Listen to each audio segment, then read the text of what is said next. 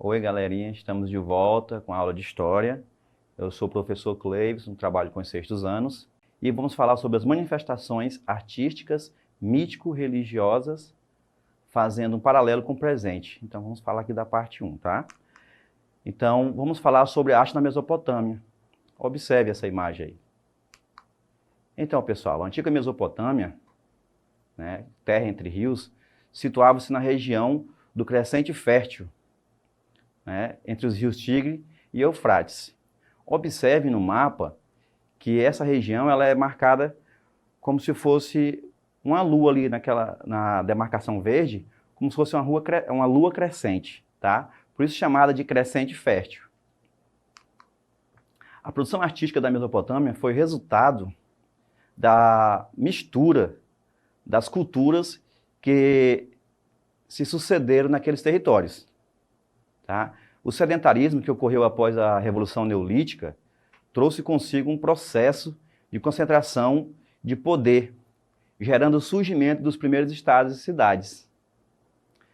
Então, quando fala de Revolução Neolítica, pessoal, nós estamos falando de quê? Né, do sedentarismo, né? O que é o sedentarismo? Quando os povos eles começam, né, a ter um local fixo, uma residência fixa.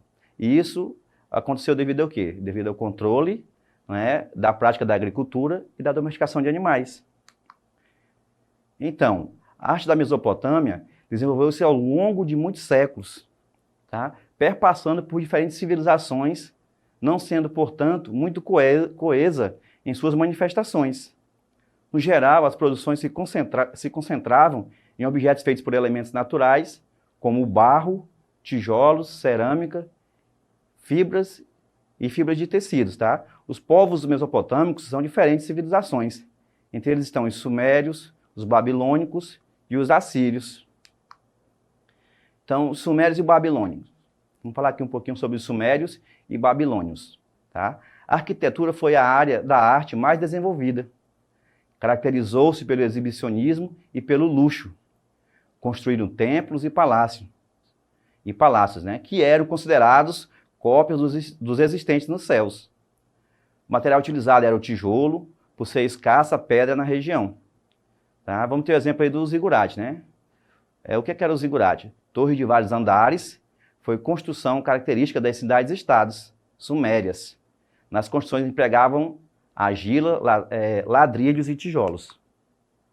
Então observe aí nessa imagem, vocês vão entender como é que era um zigurate, tá? Vamos ter o zigurate de U. Atualmente, a área pertence ao Iraque. Sua base é uma área de 90 metros. Então, observe aí, né, a extensão, né, desse zigurate. Vamos ter aqui também o portal de Ishtar, que é uma deusa, né? O oitavo portal da cidade mesopotâmica da Babilônia. Foi construído por volta de 575 a.C., tá? Por ordem do rei Nabucodonosor II, no lado norte da cidade, tá? Vamos falar agora sobre a escultura, né? A escultura desse período é o que podemos chamar de hierática, ou seja, é de origem mítica religiosa, tá? Não há preocupação descritiva, salvo pelo rosto, né? Observe aí, né, o touro alado com cabeça humana, né? A Síria. Então, feita em calcário do século 8 a.C., tá? O Museu do Louvre. Então, essa obra está no Museu do Louvre. As figuras esculpidas em baixo relevo caracterizavam-se por um grande realismo. Observe aí, tá? Como é que era esculpida essas figuras, tá? Também se trabalhava o ouro, né? Essas figuras também eram colocadas em objetos de ouro, em joias, né? Observem. Após algumas revoluções entre os povos da Mesopotâmia, acádios e babilônicos realizaram uma grande renovação artística. A ourivesaria ganhou força e as estelas tornaram-se importantes formas de expressão artística.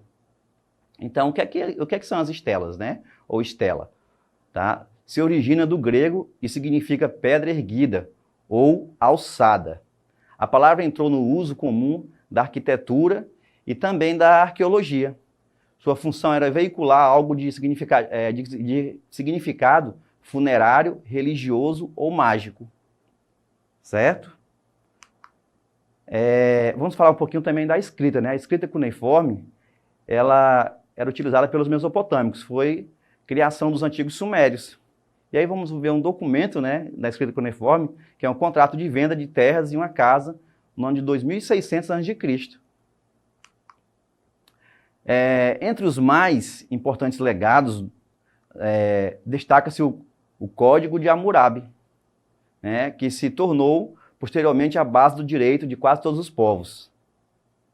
Então, pessoal, vamos observar aqui a Torre de Babel, né? Ela tem duas explicações, né, para a sua existência ou procedência, né? Vamos ter a explicação histórica, né, onde diz que Babel era um grande centro comercial que recebia vendedores e compradores de todos os lugares do mundo, né, onde falavam diferentes línguas. Já a explicação bíblica, né, fala que ela foi construída pelos descendentes de Noé em busca de uma eternização e busca aos céus, em que sua atitude provocou a ira de Deus, né, que fez com que cada pessoa que falasse uma língua diferente, ou seja, o que fez com que cada pessoa falasse uma língua diferente, dificultando a comunicação entre eles, para evitar a construção da torre, né, que ele chegasse aos céus. Os assírios, né, vamos falar sobre os assírios, é um dos povos muito conhecidos, né, viviam da agricultura e da caça, né, mas seu destaque ficava para a guerra. Tornaram-se uma sociedade poderosa militarmente e expansionista, conquistando terras e dominando outros povos.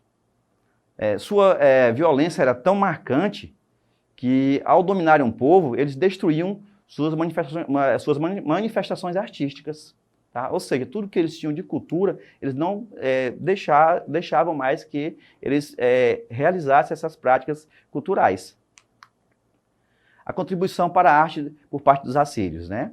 A principal contribuição para a arte da Mesopotâmia foram separar a escultura das construções, transformando-as em obras singulares.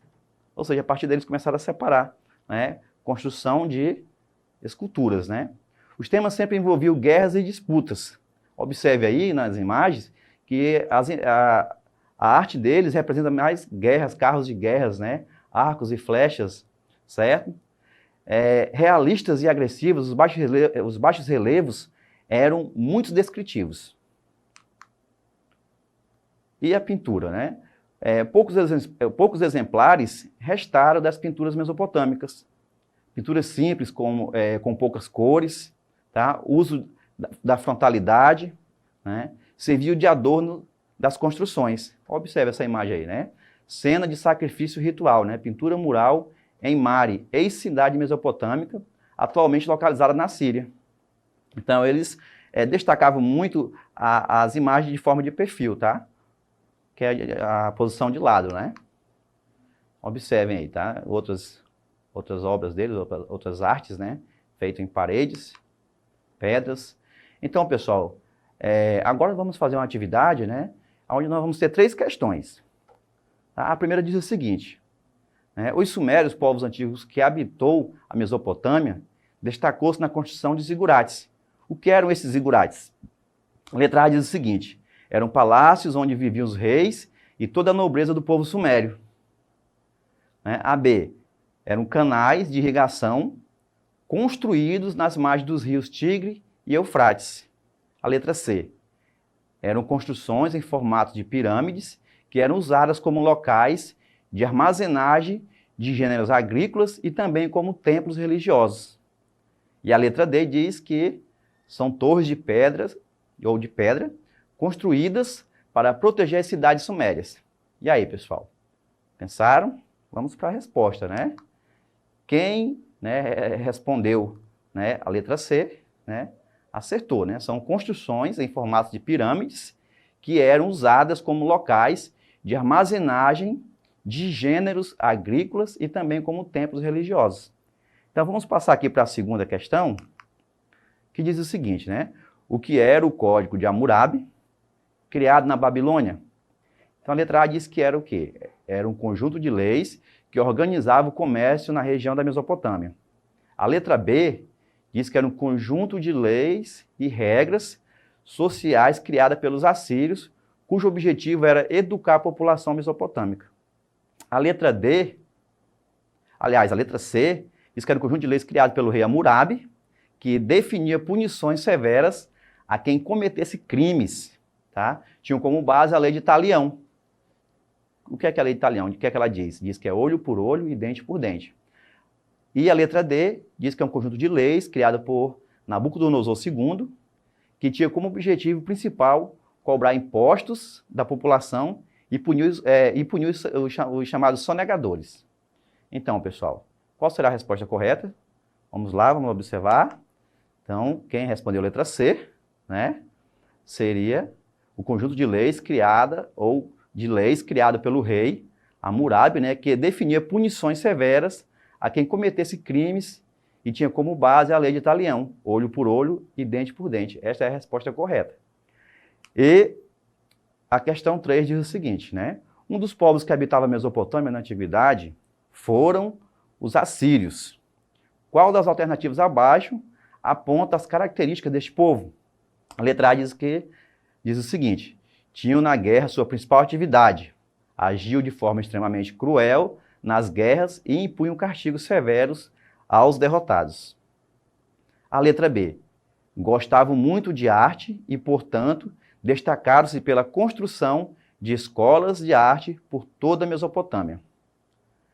A letra C, diz que eles eram excelentes comerciantes, mantendo relações mercantis com gregos, egípcios e hebreus.